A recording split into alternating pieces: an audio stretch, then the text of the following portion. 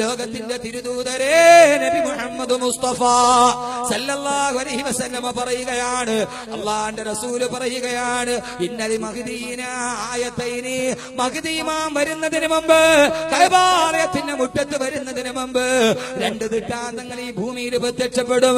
അല്ലാഹുവിന്റെ റസൂൽ പറയുകയാണ്, മുൻദു ഖലഖല്ലാഹു സമാവാതി വൽ അർള, ആകാശ ഭൂമികളെ സൃഷ്ടിച്ചതിന് ശേഷം ഇതേവരെ അങ്ങനെ ഒരു അടയാളം പ്രപഞ്ചത്തിൽ ഉണ്ടായിട്ടില്ല. മറക്കല്ലേ സഹോദരങ്ങളെ, ഇമാം മഹ്ദി വരുന്നതിന് മുമ്പ് 2 അടയാളങ്ങളുണ്ട്. ഏതെന്നറിയുമോ? അല്ലാഹു ആകാശത്തെയും ഭൂമിയെയും സൃഷ്ടിച്ചതിന് ശേഷം ഇതേവരെ ആ 2 അടയാളങ്ങൾ പ്രപഞ്ചത്തിൽ ഉണ്ടായിട്ടില്ല. എനിക്കും നിങ്ങൾക്കും മനസ്സിലാക്കാൻ ഇമാം മഹ്ദി വരുന്ന കാലഘട്ടമായെന്ന് തിരിച്ചറിയാൻ സഹോദരങ്ങളെ, സഹോദരിമാരെ, അല്ലാഹുവിന്റെ റസൂൽ പറയുകയാണ്, യൻഖസിബുൽ ഖമറു ലി അവ്വലി ലൈലത്തിൻ മിൻ റമളാൻ, യൻഖസിബുൽ ഖമറു ലി അവ്വലി ലൈലത്തിൻ മിൻ റമളാൻ. അതൊരു റമളാൻ മാസമാണ്. ആ റമളാൻ മാസത്തിന്റെ ആദ്യത്തെ രാത്രി, റമളാനിന്റെ 1-ാം പിറ കാണുമ്പോ ഇമാം മഹ്ദി അലൈഹിസ്സലാത്തു വസ്സലാം വരുന്നതിന് തൊട്ടു മുമ്പുള്ള റമളാൻ, ആ റമളാനിന്റെ ആദ്യത്തെ രാത്രിയിൽ അന്ന് ആകാശത്ത് ചന്ദ്രഗ്രഹണം ഉണ്ടാവും. അല്ലാഹുവിന്റെ റസൂൽ പറയാണ്, വീണ്ടും ആ റമളാൻ 15 കഴിയുമ്പോ, റമളാന്റെ പകുതി കഴിയുമ്പോ, അതേ റമളാനിന് 15-ാം രാവ് കഴിയുമ്പോ ആകാശത്ത് സൂര്യഗ്രഹണം ഉണ്ടാവും. സഹോദരങ്ങളെ, ഈ ഖുർആൻ വാർഷിക പ്രഭാഷണത്തിൽ ഇന്നത്തെ കഥാതന്ത് നിങ്ങളോട് ഞാൻ പറയുകയാണ്. ഇമാം മഹ്ദി വരുന്നത് അറിയണേ. ആ ഇമാം മഹ്ദി അലൈഹിസ്സലാത്തു വസ്സലാം വരുന്നതിന്റെ തൊട്ടു മുമ്പുള്ള റമളാൻ ആദ്യത്തെ രാത്രിയിൽ ചന്ദ്രഗ്രഹണം ഉണ്ടാവും. 15 കഴിഞ്ഞ് സൂര്യഗ്രഹണം ഉണ്ടാവും. ഒരേ റമളാനിൽ ഈ രീതിയിൽ ചന്ദ്രഗ്രഹണവും സൂര്യഗ്രഹണവും കണ്ട ആ സമയത്ത് നിങ്ങൾ ആലോചിച്ചു കൊള്ളുക, 40 ദിവസത്തിനപ്പുറം എന്ന് പറഞ്ഞാൽ ഹജ്ജിന്റെ സമയത്തല്ലേ ഇമാം മഹ്ദി അലൈഹിസ്സലാത്തു വസ്സലാം ആഗതനാകുമെന്ന് ആദരവായ പ്രവാചകൻ നബി മുഹമ്മദ് മുസ്തഫ സല്ലല്ലാഹു അലൈഹി വസല്ലം, റസൂലുള്ളാഹി സ്വല്ലല്ലാഹു അലൈഹി വസല്ലമയുടെ അഹ്ലുബൈത്താണ് ഇമാമുന മഹ്ദി അലൈഹിസ്സലാത്തു വസ്സലാം.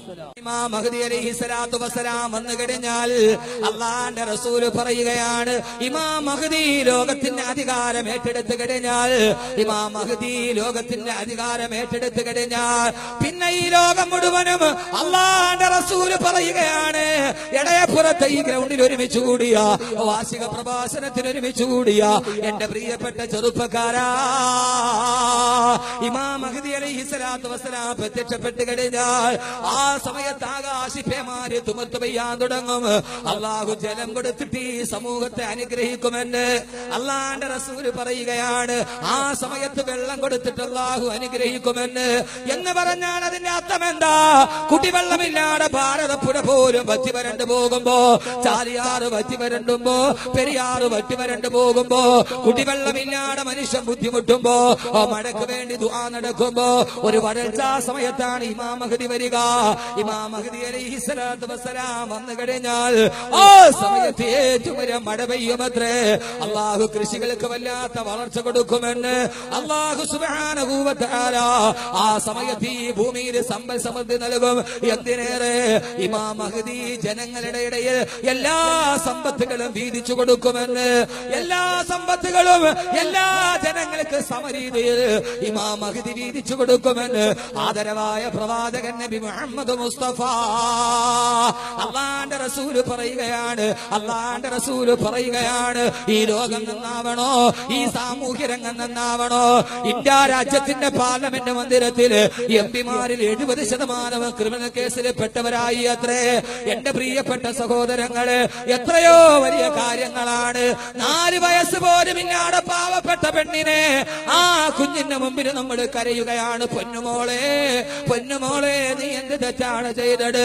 നീ എന്ത് ബുദ്ധിമുട്ടാണ് ഉണ്ടാക്കിയത്? നിന്നെ ഒരു തെറ്റേ ചെയ്തുള്ളൂ. നിന്റെ പേര് പെണ്ണായി മാറി, നിന്റെ പേര് പെണ്ണായി മാറി, നിന്റെ പേര് പെണ്ണായി മാറി. പാവപ്പെട്ട പെണ്ണിനെ ചവിട്ടി മതിക്കുമ്പോ, അഴിമതി വ്യാപകമാകുമ്പോ, ജനങ്ങൾ മുഴുവനും ഭരണാധികാരികളെ സഹിക്കാൻ കഴിയാതെ തെരുവില് കൈകാര്യം ചെയ്യുമ്പോ എല്ലാ ഭരണാധികാരികളും സത്യസന്ധത വിട്ടുകടി കഴിയുമ്പോ ഇമാം മഹ്ദി കടന്നു വരും.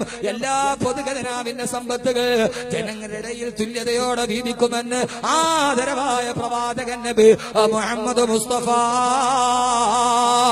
അതുകൊണ്ട് ഈ വാർഷിക പ്രഭാഷണത്തിൽ ഞാൻ ഉറക്കെ പറയുകയാ, ഈ കൊടിവെള്ളം രൂക്ഷമാകുമ്പോ ഞാൻ ആവർത്തിച്ചു പറയുന്നു, 5 വർഷം കൂടി വരൾച്ച നീണ്ടു നിന്നാൽ കേരള ഗവൺമെന്റ് AC സബ്സിഡി കൊടുത്തിട്ട് വാങ്ങിച്ചു കൊടുക്കും. കേരള ഗവൺമെന്റ് സബ്സിഡി കൊടുക്കും. ഏസിക്ക് ഗവൺമെന്റിന്റെ സബ്സിഡി അല്ലാതെ ലഭിക്കാൻ കഴിയില്ല. ഇനി ഈ നാട്ടിൽ മഴ പെയ്യണോ, ഇനി ഈ നാട്ടിൽ കുടിവെള്ളം ഉണ്ടാകണോ, ഇമാം മഹ്ദിയെ പോലെ മഹാന്മാരുടെ കരസ്പർശം ഉണ്ടായാലല്ലാതെ ഇവിടെ മഴ പെയ്യുകയില്ലെന്ന് ആദരവായ പ്രവാചകൻ നബി മുഹമ്മദ് മുസ്തഫ. പ്രവാചകൻ നബി മുഹമ്മദ് മുസ്തഫ, ആദരവായ പ്രവാചകൻ നബി മുഹമ്മദ് മുസ്തഫ സല്ലല്ലാഹു അലൈഹി വസല്ലം പറയുകയാണ്, ഇമാം മഹ്ദി അലൈഹി സ്വലാത്തു വസ്സലാമിനെ ബൈഅത്ത് ചെയ്യുമ്പോ ആയിരക്കണക്കിന് ആളുകൾ, 10,000കണക്കിന് ആളുകൾ ഇമാം മഹ്ദിയുടെ പുറകിൽ ചേരും. ആ സമയത്താണ് ഇസ്ലാമിക ലോകത്തിന്റെ ഫിത്നയുമായി ഖുറൂജു മസീഹി ദജ്ജാൽ, ദജ്ജാൽ പുറപ്പെടുക.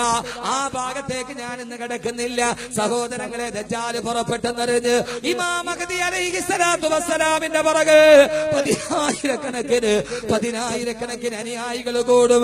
അല്ലാഹുവിന്റെ റസൂല് പറയുകയാണ്, മുസ്ലിം സമുദായ പുറകിൽ കൂടുമ്പോ ആ സമയത്ത്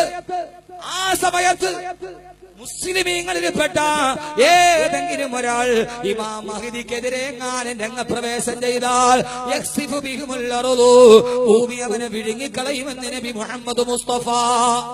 ആരെങ്കിലും ഇമാം മഹ്ദിയെ ഒറ്റിക്കൊടുത്താൽ അല്ലാഹുവിന്റെ റസൂല് പറയുകയാണ്, അവന്റെ തൗബ അല്ലാഹു സ്വീകരിക്കുകയില്ല, അവന്റെ തൗബ അല്ലാഹു സ്വീകരിക്കുകയില്ല. ഇമാം മഹ്ദി അലൈഹി സ്വലാത്തു വസ്സലാമിന്റെ പുറകിൽ ബൈഅത്ത് ചെയ്തിട്ട് ഓരെങ്കിലും ദജ്ജാലിനോട് എതിരിടാൻ പോയാൽ ആ പോകുന്ന രീതിയിൽ എതിരാളിയോട് പടവെട്ടിയിട്ടതിൽ ഒരാൾ മരിച്ചു പോയാൽ, നമ്മളിൽ ഒരാളെങ്ങാനും ഇമാം മഹ്ദിയുടെ സൈന്യത്തിലാണ്, ആ പോകുന്ന വഴിയിൽ ഇമാം മഹ്ദിയുടെ പുറകിലെങ്ങാനും മരിച്ചു പോയാൽ അവൻ അല്ലാഹു നൽകുന്ന പ്രതിഫലമേടെന്നറിയുമോ? അവൻ അല്ലാഹു നൽകുന്ന പ്രതിഫലമാണെന്നറിയുമോ? അഫ്ളലു ശുഹദാഇ ഫിൽ അർദി, ഈ ഭൂമിയിൽ അല്ലാഹുവിന്റെ മാർഗത്തിൽ ശഹീദായവര് ഏറ്റവും പ്രതിഫലം കിട്ടുന്ന ശഹീദവനായിരിക്കുമെന്ന് ആദരവായ പ്രവാചകൻ നബി മുഹമ്മദ് മുസ്തഫ.